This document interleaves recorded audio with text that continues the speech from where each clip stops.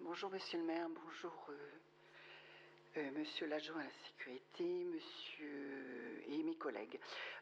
Alors moi je voudrais un peu nuancer le propos puisque oui j'habite la Source, j'y habite depuis 40 ans. J'ai vu des choses évoluer, bien sûr, mais par exemple, je voudrais quand même citer et nuancer le propos en parlant, par exemple, du centre commercial de la Bollière.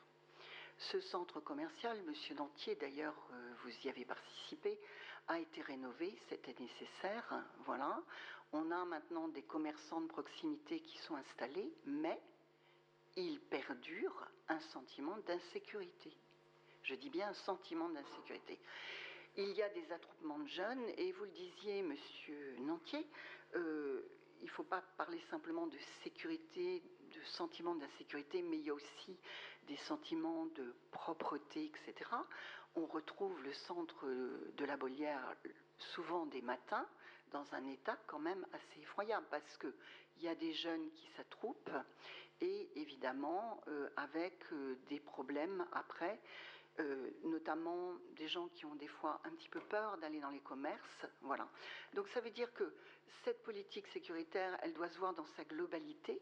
Et je pense, je l'ai déjà signalé dans cette enceinte, qu'il faut qu'il y ait des moyens qui soient mis aussi de prévention, c'est-à-dire d'éducateurs présents sur le terrain. Voilà.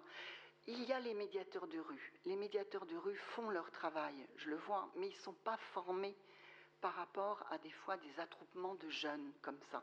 Voilà. Donc ça, c'est un problème. Et ces jeunes ne font pas systématiquement des délits. D'ailleurs, je m'adresse aux policiers qui viennent de temps en temps municipaux.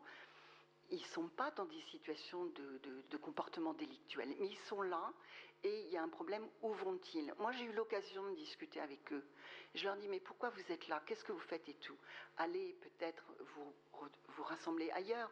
Ils me disent mais où peut-on aller?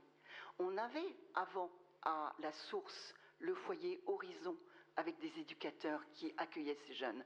Maintenant vous leur dites bah restez pas là parce que il y a un sentiment un peu d'insécurité, etc. Bon, on peut discuter avec eux, mais où vont-ils aller?